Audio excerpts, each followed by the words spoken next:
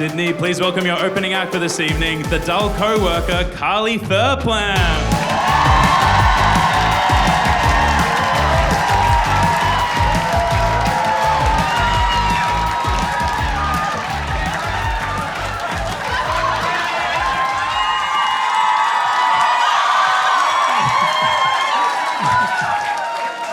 Oh my goodness. Wow. Hello everyone. So my name is Carly Furplam. Yes, I mean, some of you might know me as the dull co-worker, which I don't know if I agree with that, but that's okay. And I am the opening act for Nick White's comedy show tonight. And I must admit, when Nick asked me to open his stand-up show, I said, stand-up comedy? What the? But I must admit, I was happy that he asked me to open the show just because I didn't want to get home too late. And I only paid for 1 hour of parking as well. And I parked about a 20-minute walk away. Just on a Saturday night, it's a nuisance. So about 20-minute walk here, then I might be here for about 15 or so. Then 20 minutes back. That leaves me with about 5 minutes left to play with, so that's perfect. So that's good. And I'm also happy that I won't get home too late, just because I need to feed my little fur baby, Maxie. He has quite a particular... He's having some stomach problems. So I put little bits of protein and other bits and bobs in, and my partner Matt is home, but I just don't trust him to get it right. You know what partners are like. So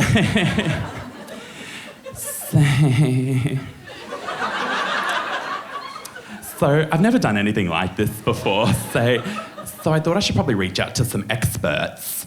So I reached out to my partner Matt's sister Georgie. Yes, she's really funny. She does all the Zoolander quotes. Yes, one time at Christmas, we had these little ramekins. And Georgie goes, "What is this, a bowl for ants?"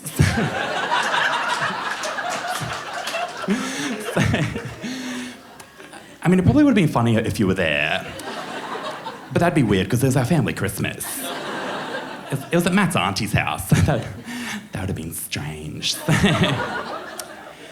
Now, and I also reached out to my sister's partner, Dan. He's really funny too. One time at my cousin's wedding, Dan and some of the other boys came out wearing dresses.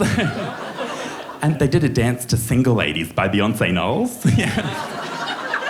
I said, these boys are ridiculous.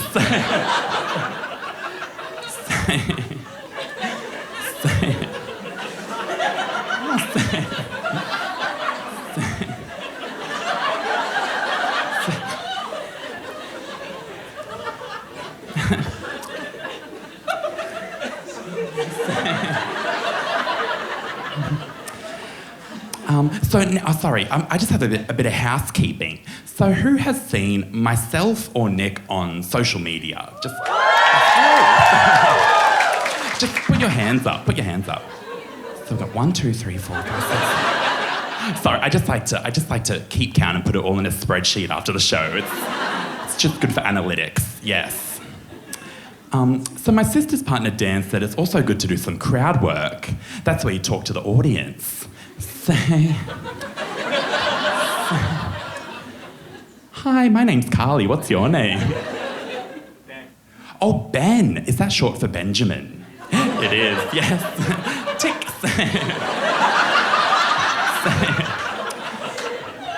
Oh, Benjamin, that's a lovely name. Where's that from? I don't know. You don't know? Okay.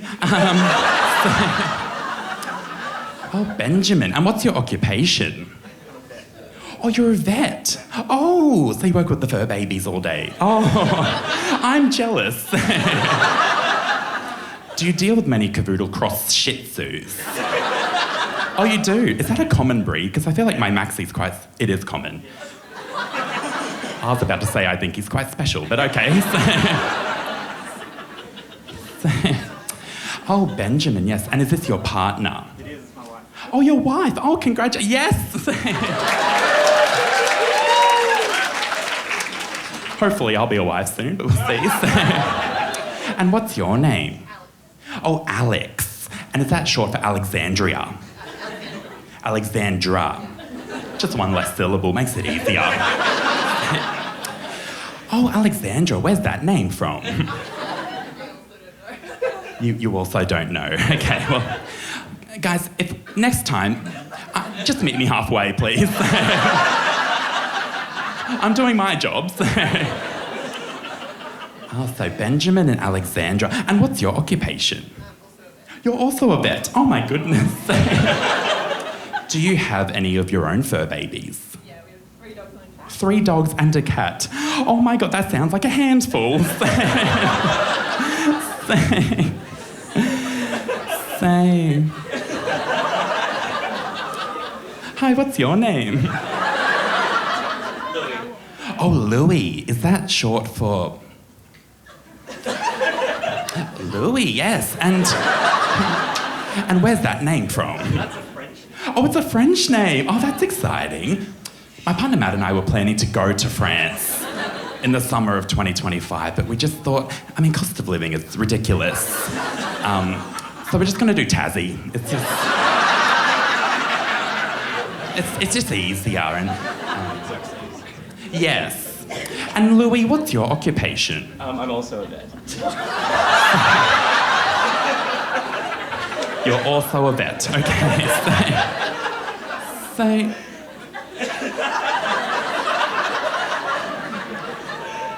I'm guessing you know each other. Yeah. Yes. Oh, yes. Hi, what's your name?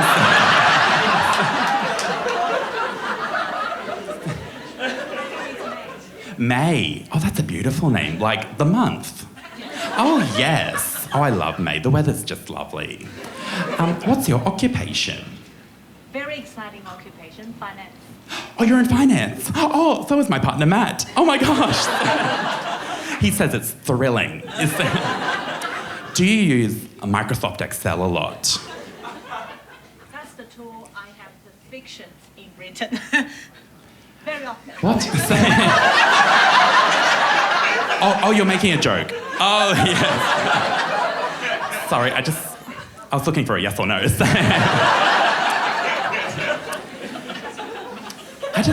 I honestly just find Excel's even good to use at home. It's good for your budgets and your kind of a cleaning roster, or because my partner Matt and I have quite a strict budget because we're saving for a wedding and a house, and we get frozen yogurt about once every 5 weeks. So, because sometimes Matt will say, let's get a Yochi, and I say, mister, that's next week. So, yes, he's ridiculous.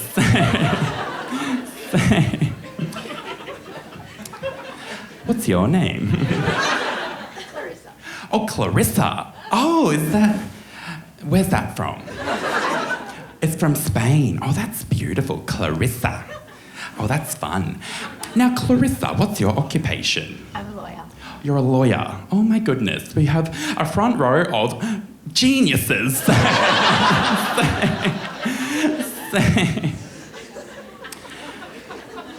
Okay, I think the crowd work went well, yes? Oh, yes. Oh, thank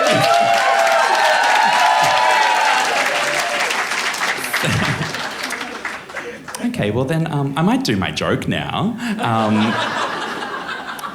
So I've never done anything like this. I did a bit of debating in high school, just in grade 9 and 10, but I felt like I was going to school and arguing all day, so I dropped out. Okay, time for my joke. What did the little doggo say when he didn't like the food that his owner gave him? He said, "Are you for real, mummies?"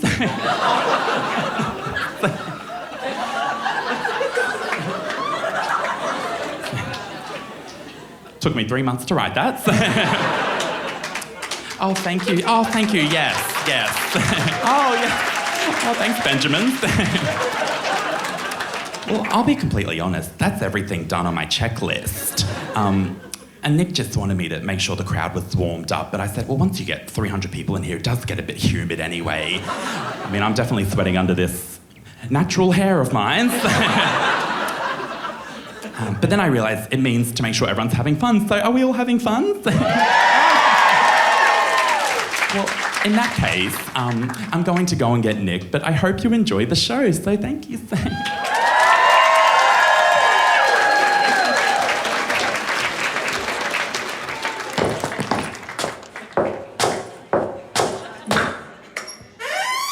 Hi. Wait, Carly, you're done? I didn't even hear you call my name. I did, but I must admit, I didn't shout it like you said I should. I got a bit nervous up there, and I felt a bit silly to shout in front of that many people, so... Oh shit, well I have to go out there right now. Okay, no worries. I'll probably be gone by the time you're done, just because of my parking. Like, I paid for an hour, and I've been here for about 33 minutes or so. By the time I put on my jacket and get to the car, I'll be pushing that 1 hour mark. Yes, Carly, it's all good. I just really need to go on stage right now. All good. I think I warmed them up for you, but I'm not really sure, because I've never done anything like this. Yes, Carly, it's fine. Thank you for your help. I just need to go right now. Oh, yes, have fun. Sydney, please welcome your main act for this evening, Nick White.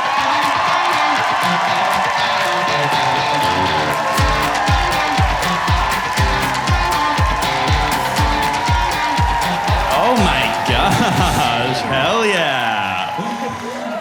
Fuck yeah. How was Carly? Was she good? Yes. Was she funny? Yes. Thank you.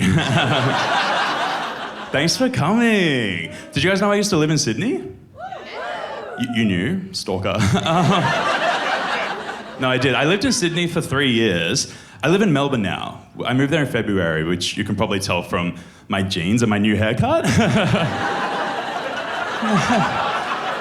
Yeah, thank you.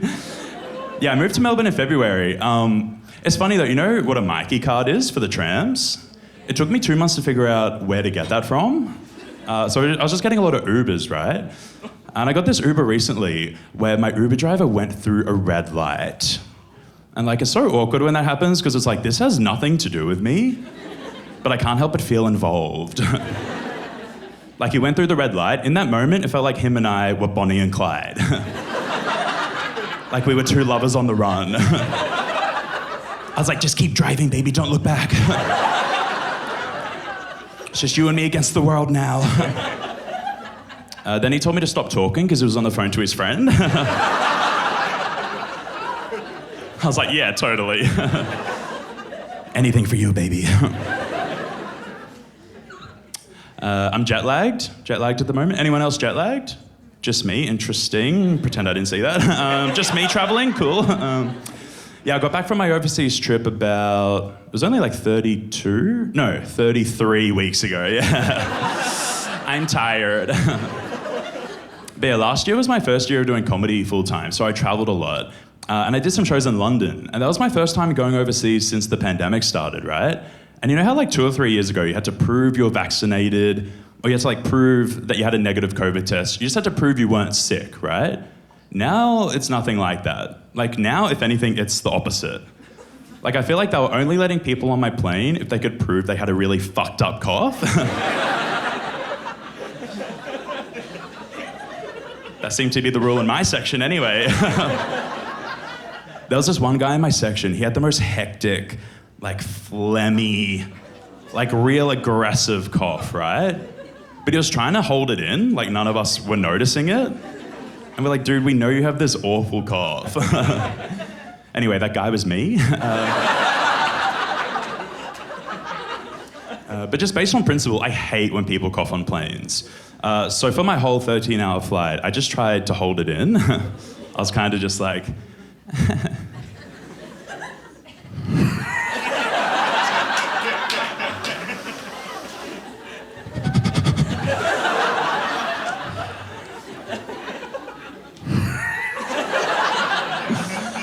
for 13 hours. And then if I did accidentally let out a cough, instead of apologizing or just ignoring it, I would double down. I'd be like, who the fuck just coughed? Yuck.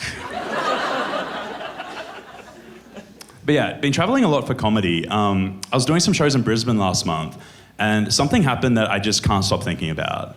It was my last show of my Brisbane run at the Brisbane Comedy Festival, and Carly was about 5 minutes into her set, what you just saw then. And then about 5 minutes in, this lady in the front row whispered to the woman next to her, and then she just got up and left. And I was like, I had to stay in character. I was like, oh, sorry. What?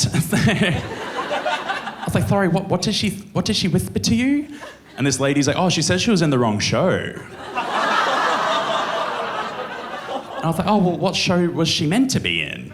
And then she's like, oh, she said like Ron Lewis or something. And I was like, oh yes, Bron Lewis, she's a comedian who had a show on at the same time as me. And she's a Melbourne-based comedian. And she has very memorable features, like really bright, long red hair, fringe. And she's on TV. She's quite a recognizable comedian.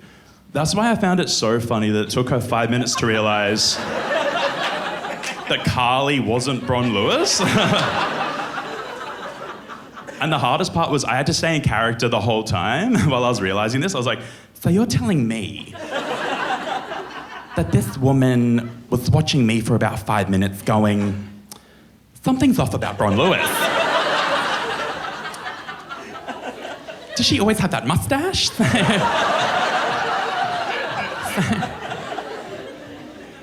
And then I talked to Bron Lewis after the show, and she was like, yeah, she came up to me at the end and told me what happened. It turns out this lady genuinely thought Carly was an actual comedian who was opening the show for Bron, right? She thought that this woman, nervous woman with a yogurt and a mustache, was the opening act for a comedian who's on TV. Anyway, I can't stop thinking about it. That's crazy, right?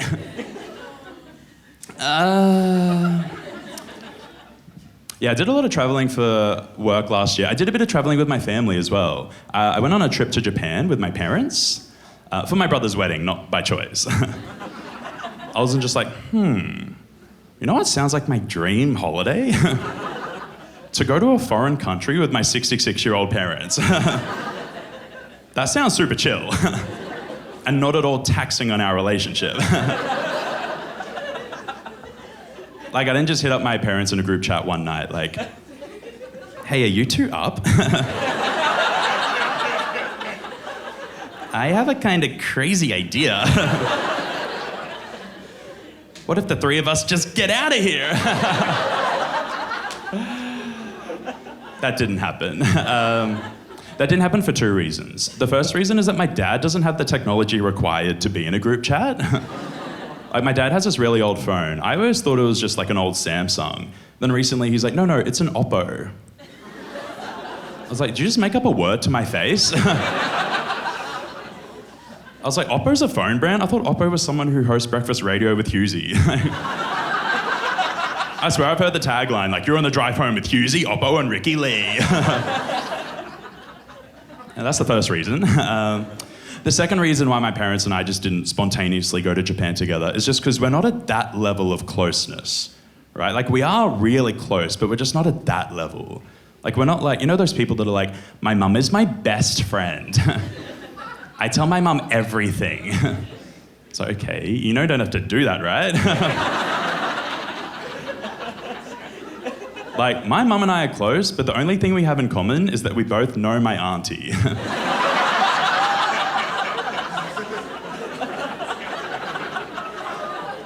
And that's like the main thing we talk about. Like, I don't know my mum's political views. I don't know what my mum thinks happens when we all die, but what I do know is Auntie Helen's cholesterol is good at the moment. That's important. Yeah? Yeah.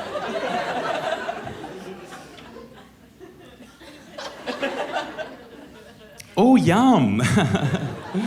Oh, thank you.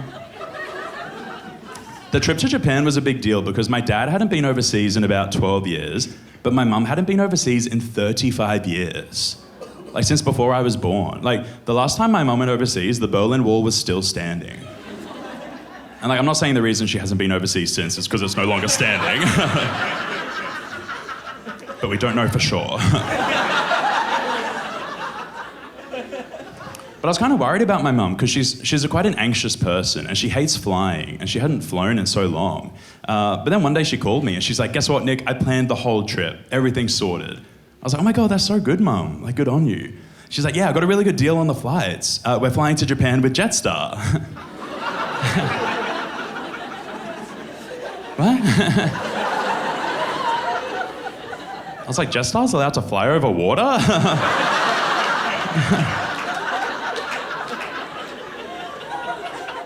That sounds illegal. But I didn't want to freak her out, right? Because this is a big step for her. And my therapist tells me, like, sometimes if you're anxious about something, the best thing to do is just do it. Like, face your fears. But even in this situation, when I told my therapist we're flying to Japan with Jetstar, she was like, oh no, don't do that. Like, yeah, face your fears, but don't die. Are you dumb?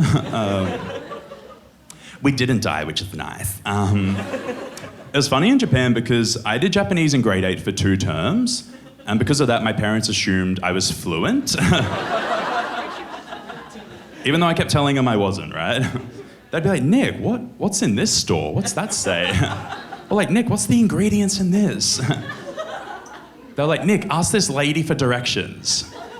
I was like, I only remember how to ask 2 questions from grade 8 Japanese. And they go, what is your phone number? And what is your favorite food?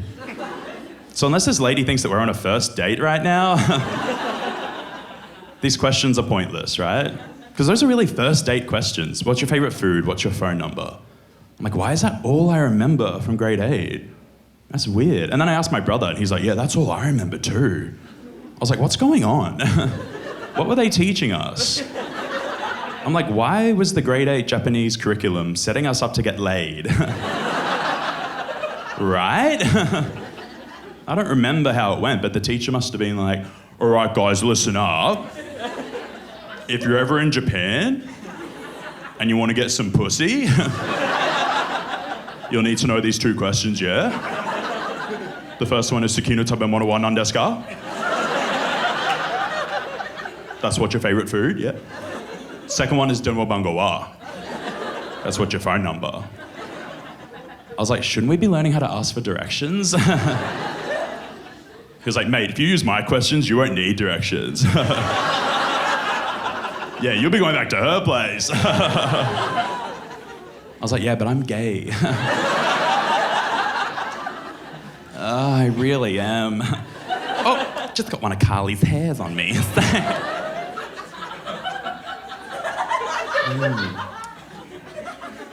Who wants it?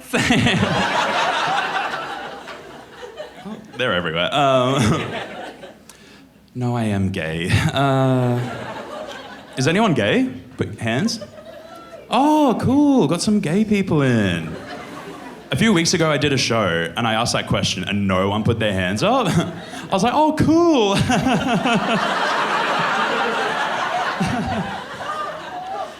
But then after that show, this guy came up to me in the bar. He's like, oh, I actually am gay. I was just too scared to put my hand up. I was like, scared of what? I'm gay. Do you think I was going to be like, what the fuck? Get out!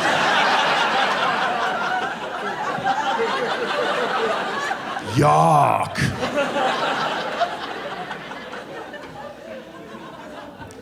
No, I am gay. Actually, speaking of, has anyone been keeping up with all this monkeypox stuff? Yeah, me neither.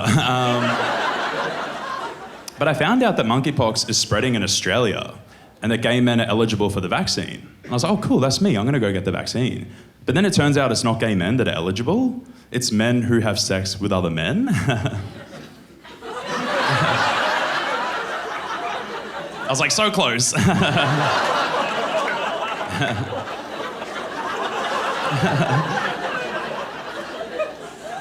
But not quite me. Maybe next pandemic.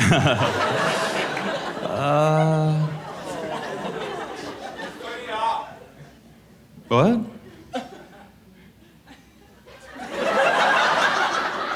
What? Just please don't do that again. We're filming. Oh, God.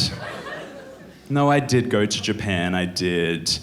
Yeah, no, a bit of context for that, actually. So the reason the wedding was in Japan is because my brother's wife is Japanese, and I had never met her family because I'd never been to Japan. And I met them the night before the wedding.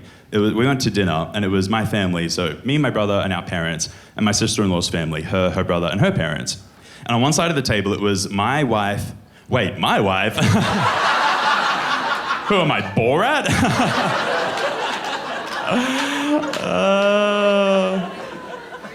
My brother's wife's family. and my family.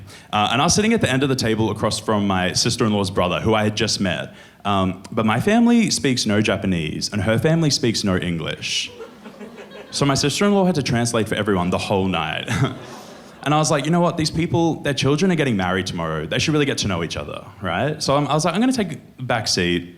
I'm just gonna like sit here. And basically for the whole dinner, I just sat across from my future brother-in-law, just vibing out. Just kind of like,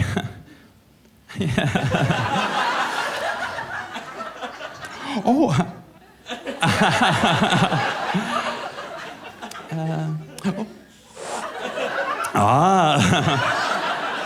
For the whole night.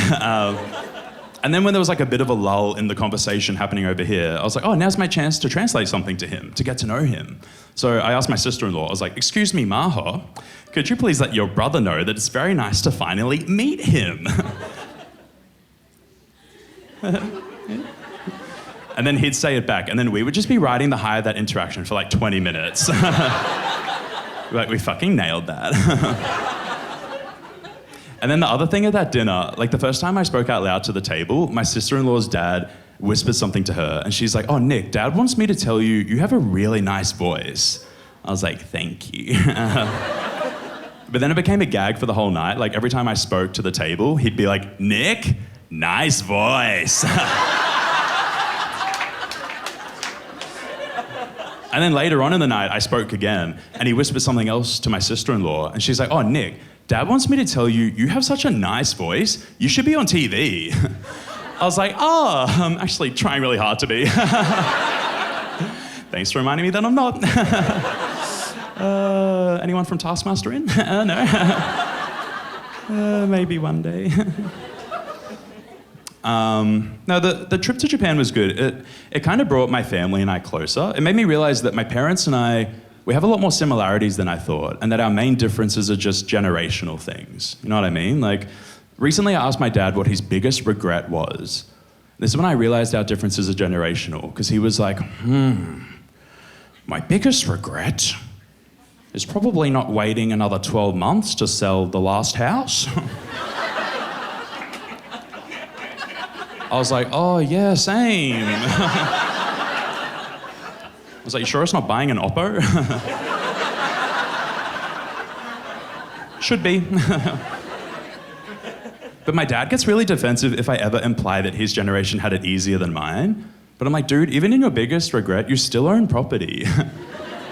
Like, I'm currently working towards my dad's biggest regret.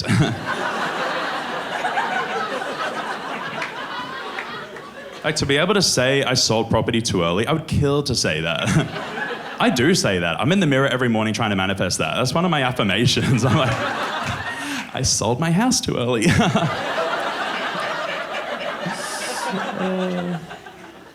It'll happen. My mum's weird as well. My mum has a lot of like old wives' tales and like superstitious beliefs and stuff like that. Like, she has this one, when I was a kid, if I came up to her on a Saturday morning and I was like, oh, I had the craziest dream last night, she'd be like, oh, careful. Because dreams that are dreamt on Friday night and told on Saturday morning always come true.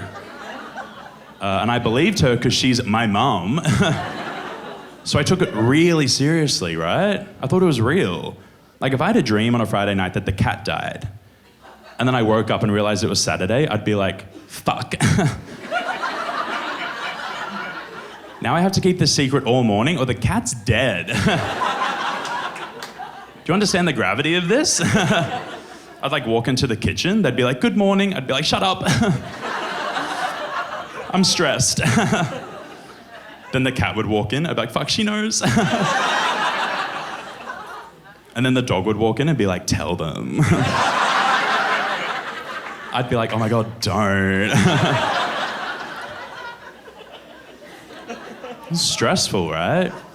It was like, I took it so seriously that if it was ever the other way around, like if I ever had a dream that I did want to come true, like just say hypothetically, I had a sex dream with my celebrity crush, who at the time was the Bondi vet, Dr. Chris Brown.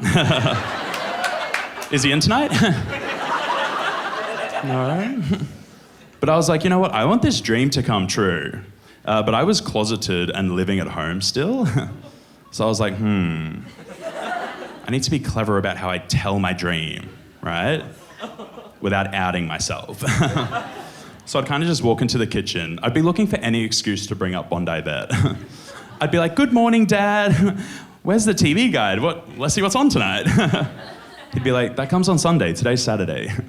I'd be like, oh, okay, well, the dog looks sick. She looks sick. We should probably take her to the vet. And,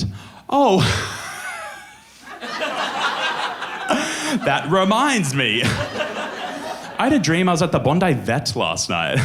What's even his name? I never think about him. It's like, Dr. Chris Brown. That's right. What were we doing in this dream? I'm trying to remember so I can tell you, Dad. We're kind of just like sitting in his vet office, like alone, and kind of just like talking and looking deeply into each other's eyes. And then what? Oh yeah, then I just like dropped this pen. And then I just like went to pick it up and sucked his dick.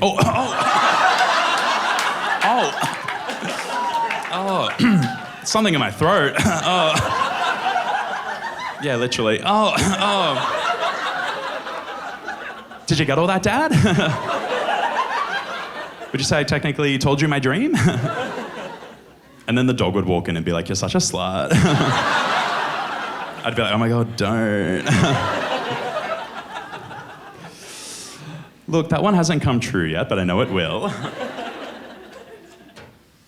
But yeah, growing up in my family was really good, right? My parents gave my brother and I a really good upbringing, really good childhood. The hardest part for me was that I just felt like I didn't really fit into my family because my family are very obsessed with sport. They're very athletic. Like, both of my parents were very athletic growing up. My brother became a professional soccer player. Like, he literally played in the A-League and stuff. And I just had no interest in sport. I was always like drawing or just in my own little world. I didn't really know what I was good at yet or what I liked to do. But it was hard because my brother and my family were obsessed with soccer. And I only liked soccer twice. The first time was 2006 when She's the Man came out. And the second time was when FIFA 09 had Untouched by the Veronicas on it. I was like, wait, do I like soccer? Am I the next Ronaldo? But it was hard because my brother discovered so young what he loved to do, right? And he had so much to show for it. Like, this is an example. This is one of my brother's trophies. He's 11 years old here. He won Goalkeeper of the Year, right? He doesn't even look impressed. He's like, hurry up, get your photo, whatever. But it was hard because like you'd walk into his room and you'd see a room full of things like this. And then you'd walk into my room and you'd kind of just see like A4 pencil drawings of Michael Jackson's face.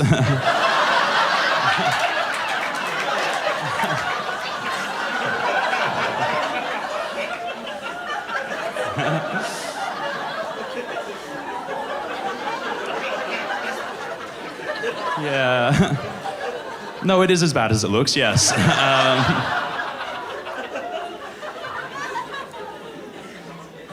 This is them in chronological order of his life.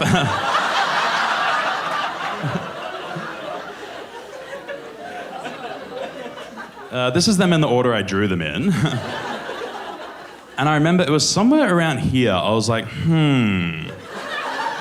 I think I might start including sunglasses again, because who the hell is that?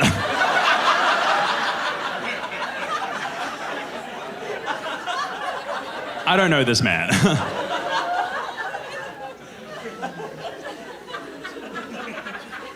This is all of them combined.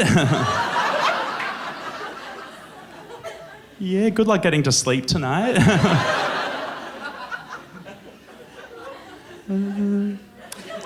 Yeah. But yeah, I used to draw real people like the King of Pop, rest in peace. Maybe, we don't know.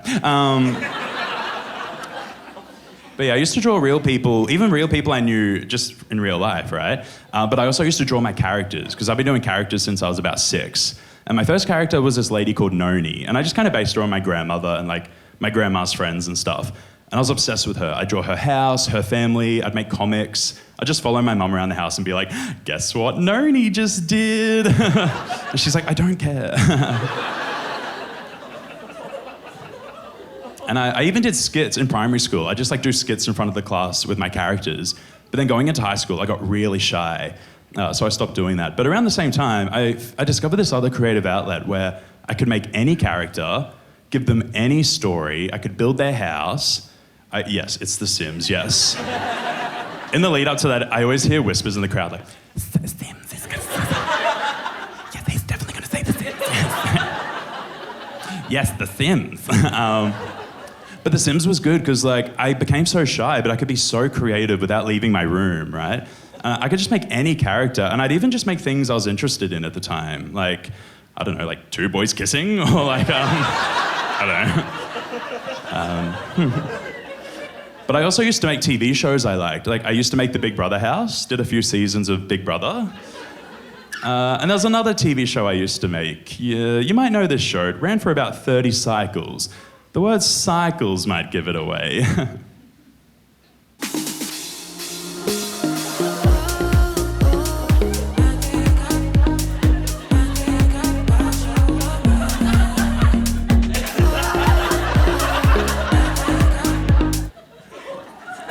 Yeah, top model, yeah. Now, I feel like you guys might have a few questions. And I feel like the main one is, why are they all bald? Fair question. It's because I was trying to recreate my favorite photo shoot from Cycle 6. Oh, you see my vision now, yes.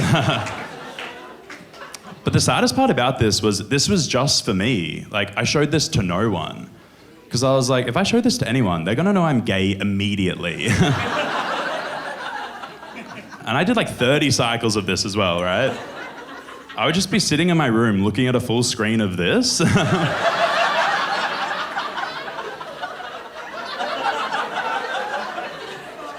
Just critiquing it like I was Tyra Banks. Just like, I mean, she obviously has a very modern look.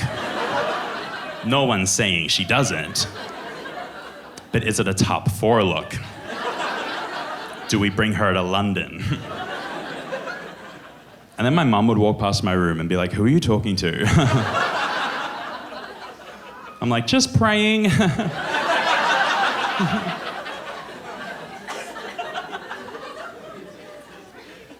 that relatable? Who else used to do that? No. Yeah. I was very shy in high school. Like, it was actually just a bit before I realized I was gay. I just started realizing that I didn't fit in. And I thought, if I be myself, I'm gonna get bullied, right? Everyone's gonna think I'm really weird, I'm gonna get bullied. So my plan was to just not get noticed. Just blend into the background and not get noticed, right?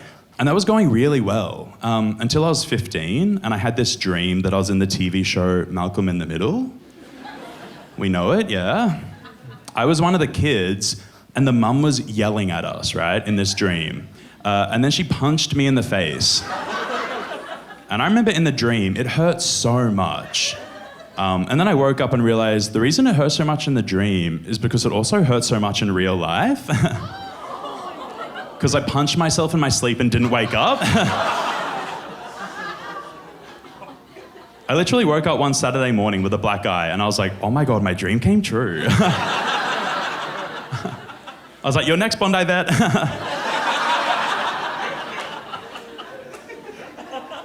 But it was crazy, because like Sunday night rolled around, and my eye still looked like this. And I was like, I can't go to school with a black eye. Like, it doesn't fit my image of being like invisible, right? I was like, no one's gonna believe I got in a fight. No one's even gonna believe I played a sport. I was like, I can't tell the truth, that's embarrassing. So I asked my mum, I was like, what should I say? And she was like, well, one time I had a really bad cough, and I coughed so hard that I burst some blood vessels around my eye. You could tell people that. I was like, I love it. I thought it was the perfect excuse, right? Until I started using that excuse. Because my friends were like, hang on, so you had a really bad cough, which is now gone, by the way. And you coughed so hard that you got a black eye? I was like, yes. They were like, oh, it's just quite like severe and swollen. I was like, uh-huh.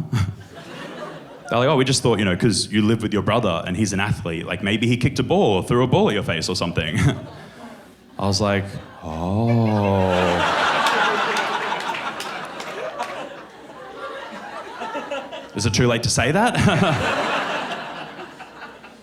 But it was too late, because I'd already started telling people this first reason. I couldn't just change the reason. And then occasionally, like, a popular kid would spot my eye and he'd be like, oi, what the fuck? Oi, come look at this kid's eye. Oi, what the fuck happened, man? Oh, well, I coughed. And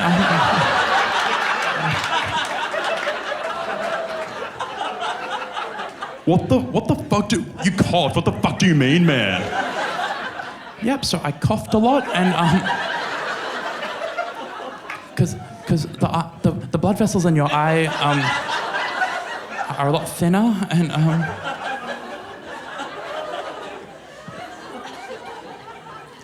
Yeah, that black eye lasted 2 weeks. And then when I was making this show, I told my mum, I was like, oh, I'm gonna tell that story about my black eye. Do you remember that? And she's like, oh yeah. And I was like, yeah, remember what you said about like the blood vessel thing? Like with coughing? And she's like, nah, I wouldn't have said that.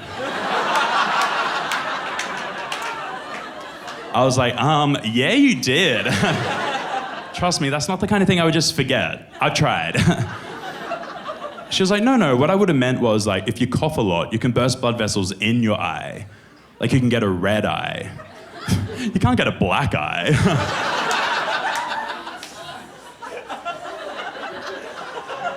I was like, sorry, but I came to you that day with this very visible dilemma. And you thought I was just in the mood to like chit-chat about eye anatomy? I just feel like this whole thing could have been a lot less traumatic had my mum read the room that day. Oh, Kim. That's my mum's name. I didn't name my black eye. And I wouldn't name it Kim. That's my mum's name.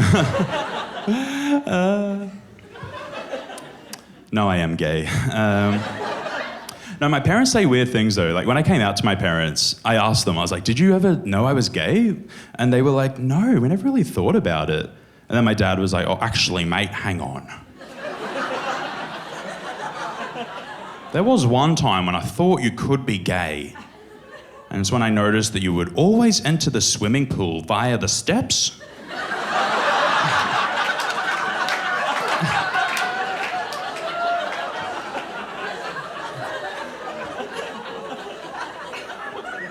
I was like, what? He was like, yeah, you know what I mean. The other boys, they do like a backflip in or, they might do a bomb dive in, but you were always a bit different, mate.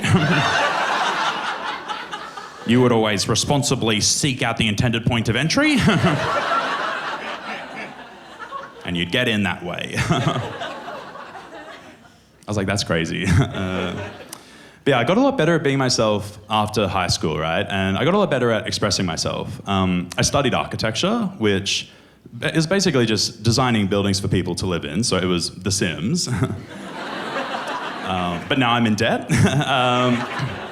But architecture school was great. I mean, you could kind of run wild with your creativity, but then working in practice, it kind of just stopped scratching that creative itch that it used to. It just became all about like logistics and details and things like that.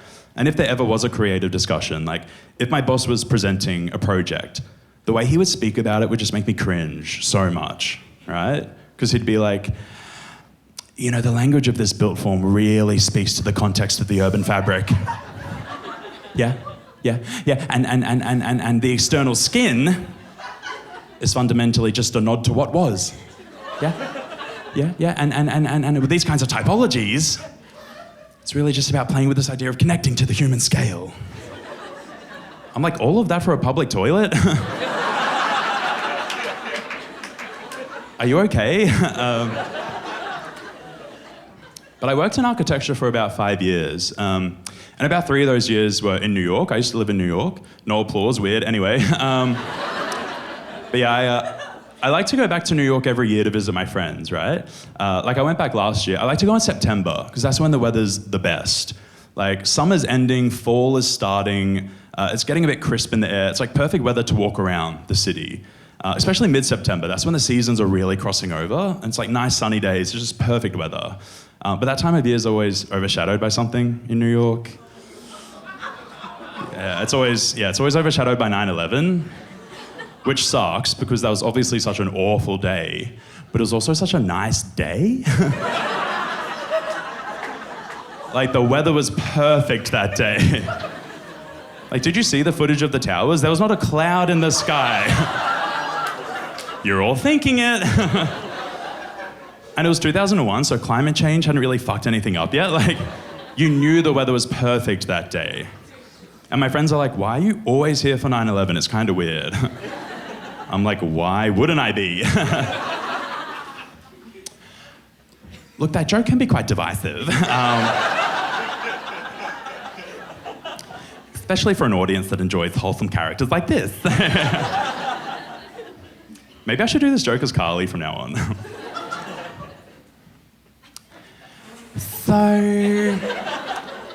So honestly, my partner Matt and I, we love to go to the United States of America. Yes.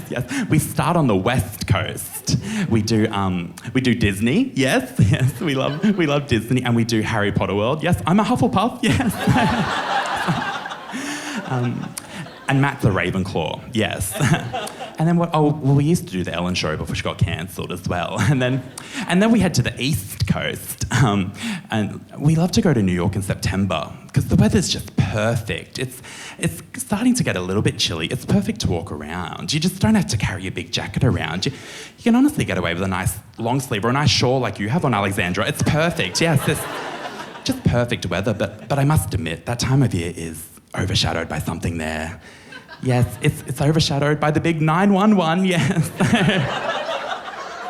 But sorry, the weather is just really nice at that time of year.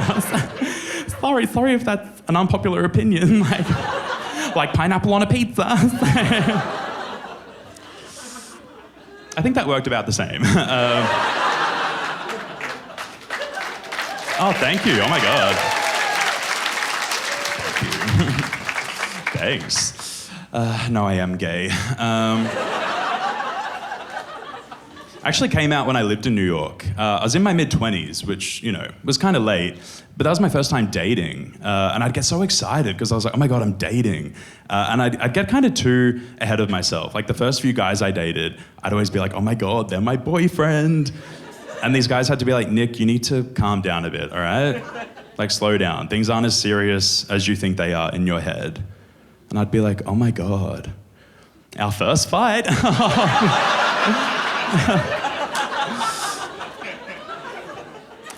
But I've kind of always been single. Like, I've been in a few things that last for a few months, but I've never been in a serious relationship. And this was made really clear to me recently at the orthodontist. I had to get Invisalign because I had an underbite, but it's gone now. See, Alexandra? Yeah. But at my first appointment, the orthodontist was like, he's like, so do you grind your teeth during the day or during the night? And I was like, well, I definitely don't during the day, and I don't know if I do during the night. He's like, oh, has no one ever told you? I was like, like who? My sleep paralysis demon? He hasn't mentioned it.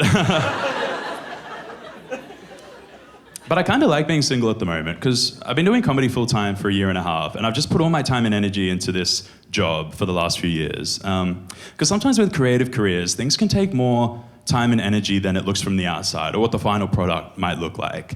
And I was talking to some friends recently who do creative jobs as well, and one of them was like, oh my God, that is so true. Like, I'm writing a children's book at the moment, and it is so much harder than it looks. And I was like, oh, yeah.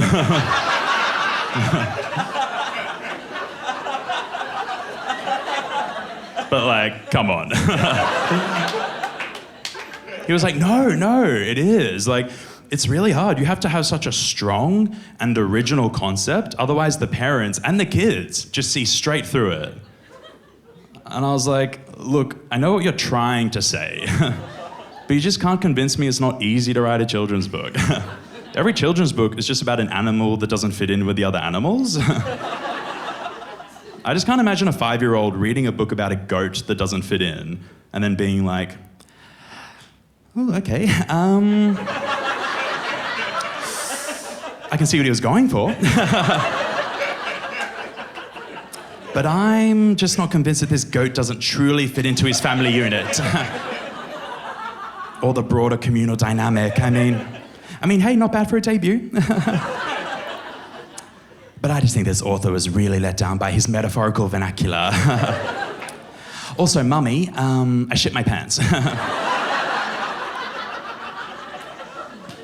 It's easy. Yeah, I've been doing stand-up for about 6 years, and then in the last kind of 2 years, I've blown up online, which has been good because the bigger my audience gets, I just get to make more people laugh and connect with more people. But it's also bad because I get more hate comments. I get hate comments on everything now. Like the other day, I had this video. It was just one of my characters sitting. Well, it was Carly actually. Like I'm like pointing like she's sitting back there. She's like.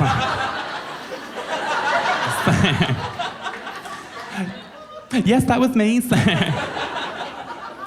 No, she had to go to her parking, remember? Yes. But it was Carly sitting next to my friend's baby. And it was just like this sketch on TikTok. And then this guy commented on it. And he was like, what the fuck? You're just using this baby to make a TikTok. I was like, that is not true. Like, I'm not just using this baby to make a TikTok. Like, I'm also using this baby to make an Instagram reel.